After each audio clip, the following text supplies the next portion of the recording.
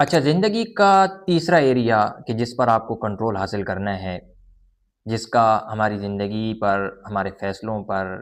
اور ہمارے رویے پر، ہمارے مزاج پر بہت زیادہ اثر پڑتا ہے، وہ ہے ریلیشن شپ، تعلقات۔ اگر آپ کو تعلقات ہینڈل کرنا نہیں آتے، آپ کو پتہ نہیں ہے کہ کیسے تعلقات کو نبھایا جاتا ہے، کیسے تعلقات سے کام لیا جاتا ہے،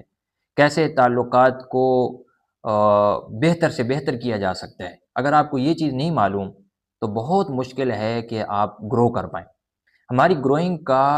ایک بہت بڑا حصہ لوگوں کے ساتھ وابستہ ہوتا ہے، اور اگر آپ لوگوں کو ہی ہینڈل نہیں کر سکتے، ان کے ساتھ تعلقات ہی آپ کو پتہ نہیں ہے کہ کیسے بلڈ کرنے ہیں، تو پھر آپ کیسے گرو کریں گے؟ آپ کو معلوم ہی ہے کہ اگر کوئی ایک بندہ ایک جملہ ہمیں ایسا کہہ دے جو ہمیں پسند نہ ہو، تو اس کا ہم کتنا اثر لیتے ہیں، بلکہ بساؤ کا تو پورا پورا دن، دو دو دن گزر جاتے ہیں کہ ہم اس ایک جملے کے زہر سے باہر نہیں نکل پاتے، اور ہم کہتے ہیں یار اس نے میرے بارے میں یہ جملہ کیوں کہہ دیا، وہ تو میرا قریبی تھا، وہ تو میرا جگری یار تھا، وہ تو میرا ایسا تھا، اس نے مجھے یہ جملہ کہہ دیا۔ تو ایک ایک جملہ، ایک ایک عمل ریلیشن شپ کو توڑنے کے لیے بھی کافی ہوتا ہے، اور مضبوط اور یکجا کرنے کے لیے بھی کافی ہوتا ہے۔ تو آپ کو یہ اپنی زندگی کے اندر دیکھنا ہے کہ کیسے ریلیشن شپ کو بہتر کریں۔ اور ویسے بھی جب ایک انسان کسی کام کو سیکھتا ہے، وہ کام کرتا ہے، ترقی کرتا ہے، پھر اس کو کامیابی ملتی ہے، خوشیاں ملتی ہیں، تو کوئی انسان ایسا نہیں ہے جو یہ چاہے کہ جب مجھے کامیابی اور خوشی مل رہی ہو تو میں اکیلا ہوں، کہ میں نے آج سے 10 سال پہلے ایک چیز کے لیے، ایک منزل کے لیے سفر شروع کیا تھا، اور کرتے کرتے کرتے کرتے 10 سال کے بعد آج مجھے منزل ملی ہے، اور اس منزل کو، اس کی خوشی کو سیلیبریٹ کرنے کے لیے میں اکیلا ہوں، کوئی اور میرے ساتھ ہے ہی نہیں، نہ میرے والدین میرے ساتھ ہیں، نہ میرے بھائی میرے ساتھ ہیں، نہ میرے پڑوسی، نہ میرے دوست یار، کیونکہ میں نے تو ان 10 سالوں کے اندر سب کو چھوڑ دیا تھا، اس وجہ سے کہ مجھے اپنا ویژن حاصل کرنا ہے۔ تو ویژن حاصل کرنے کا مطلب یہ نہیں ہوتا کہ آپ اپنے تعلقات کو ختم کر دیں۔ اب تعلقات کی کئی قسمیں ہیں نا، ایک تعلق تو وہ ہے جو آپ کا اپنی ذات کے ساتھ ہے، وہ کیسے بلڈ کرنا ہے۔ دوسرا آپ کی وائف کے ساتھ آپ کا تعلق ہے، اسی طریقے سے پیرنٹس کے ساتھ ہے، آپ کی سبلنگس کے ساتھ ہے، آپ کے پڑوسیوں کے ساتھ ہے، دوستوں کے ساتھ ہے، بزنس جو آپ کی کمیونٹی ہے اس کے ساتھ ہے، اور سوشل آپ کا ریلیشن شپ ہے۔ تو یہ بہت سارے ریلیشن شپس ہیں، ان کے کچھ حقوق بھی ہمارے اوپر عائد ہوتے ہیں، امپوز ہوتے ہیں۔ اب اگر ان حقوق کو اور ان تعلقات کو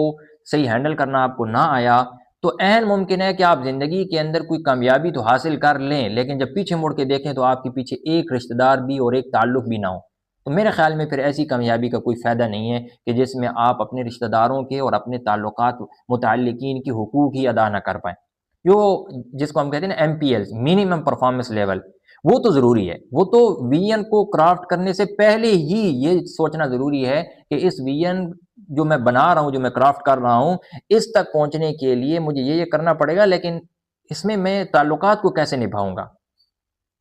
ایسا تو نہیں کروں گا میں کہ صبح اٹھوں گا اور میں کہوں گا بیوی کو میں اپنا ناشتہ خود کر لیتا ہوں، یا میں باہر جا رہا ہوں ہوٹل میں ناشتہ کر لوں گا، رات کو میں اس وقت آتا ہوں جب سب گھر والے سوئی ہوتے ہیں۔ ایسے ویژن کا کوئی فائدہ نہیں ہے،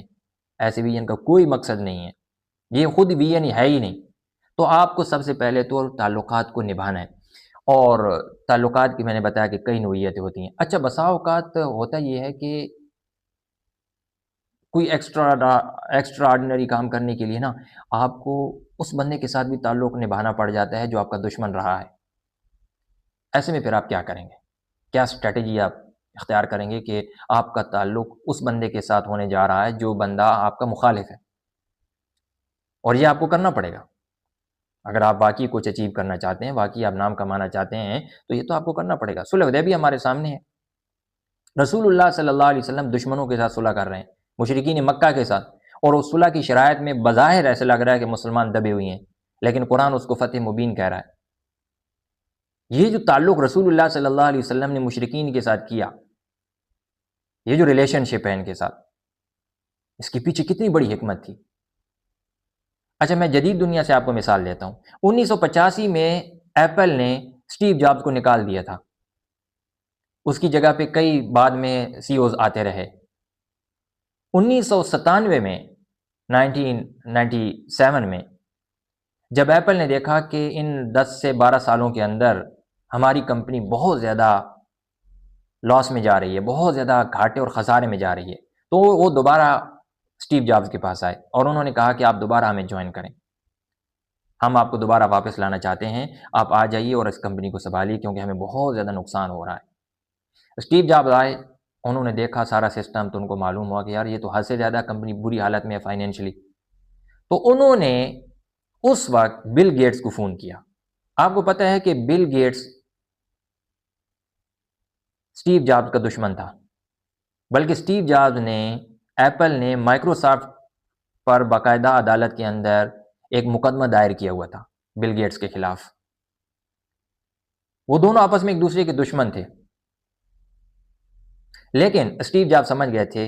کہ مجھے اپنا یہ مسئلہ حل کرنے کے لیے بل گیٹس کے ساتھ ریلیشن شپ بلڈ کرنا پڑے گا، اس کے علاوہ مجھے کوئی چارہ نہیں ہے۔ مجھے نہیں لگتا کہ اس ریلیشن شپ کے بغیر میں ایپل کی کمپنی کو دوبارہ اوپر اٹھا پاؤں گا۔ اس نے بل گیٹس کو فون کیا اور کہا کہ آپ کے اوپر جو مقدمہ ہے وہ ہم مقدمہ عدالت سے ختم کریں گے، آپ ہمارے ساتھ مل کر بیٹھیں، میں چاہتا ہوں کہ مائکروسافٹ اور ایپل دونوں بہت قریب آ کر ایک دوسرے کو دیکھیں اور چلیں۔ تو بل گیٹس نے کہا کہ ٹھیک ہے، تو بل گیٹس نے $150 ملین کی انویسٹمنٹ کی ہے نان ووٹنگ اسٹاک میں۔ تو اس کی وجہ سے اگر آپ کو بل گیٹس 1997 میں آئے دوبارہ، ان سے ایک سال پہلے کا اگر آپ دیکھیں، ایک سمائی کا اگر آپ وہ رپورٹ نکالیں تو ایپل کو $1 ارب $1 بلین کا خسارہ ہوا تھا۔ لیکن ایک سال کے بعد یعنی 1998 کے پہلے کوارٹر میں ایپل کو 47 ملین کا پروفٹ ملا اور دوبارہ کمپنی نے اٹھنا شروع کر دیا، اس کے شیئر جو ہیں وہ بہت مہنگے بکنے لگے۔ تو کیا پتہ چلتا ہے اسٹیو جابز نے کیا کیا؟ اس نے دشمنی ختم کر دی کمپنی کو اٹھانے کے لیے۔ اس نے کہا اس ریلیشن شپ کو جو ٹوٹا ہوا تھا اس کو جوڑو بل گیٹس کے ساتھ، اور بعد میں ان کے بہت اچھے تعلقات بھی پھر رہے۔ آپ وہ تمام جملے اور وہ تمام بات چیت جو ان کی درمیان کنورزیشن ہوئی ہے وہ آپ مختلف جگہوں پہ جا کر ویب سائٹس پہ پڑھ سکتے ہیں کہ وہ ایک دوسرے کے بارے میں کتنی پھر مثبت اور اچھی رائے رکھنے لگے اور دونوں کو فائدہ ہوا۔ تو آپ زندگی کے اندر جب اپنے فیصلے لے کر چلتے ہیں تو ضروری ہوتا ہے کہ آپ کو ریلیشن شپ کے بارے میں پوری معلومات حاصل ہوں، آپ کو پتہ ہو کہ کس وقت کس کو نبھانا ہے، کس وقت کس کے ساتھ کیا رویہ اختیار کرنا ہے۔ کبھی قرآن کہتا ہے آرض عن المشرکین، مشرکین سے اعراض کرو، کبھی قرآن کہتا ہے ان کو دعوت دو، کبھی قرآن کہتا ہے ان سے صلح کرو، وہ موقع محال کے مطابق۔ اب دیکھیں وَإِمَّا تَخَافَنَّ مِن قَوْمٍ خِيَانَةً فَانبِذْ إِلَيْهِمْ عَلَىٰ سَوَاءٍ۔ اے نبی صلی اللہ علیہ وسلم، اگر آپ کو کفار کے عہد کے توڑنے کا خطرہ ہو کہ یہ آپ کے ساتھ خیانت کریں گے اور معاہدہ توڑ دیں گے، تو پھر آپ ان کے توڑنے سے پہلے ہی آپ ان کا معاہدہ ان کے حوالے کر دیں۔ اور بسا اوقات ایسے بھی ہوتا ہے نا کہ میری حالت کمزور ہے، مجھے پتہ ہے میری حالت کمزور ہے، دشمن کی حالت زیادہ ہے، تو میں اب پہلی اس کو اس کے ساتھ ختم کر دیتا ہوں، دشمنی ختم کر دیتا ہوں، بھائی آپ اپنا یہ چیز واپس لے لو۔ اور پھر آگے کیا فرمایا، اعدوا لهم ما استطعتم من قوة،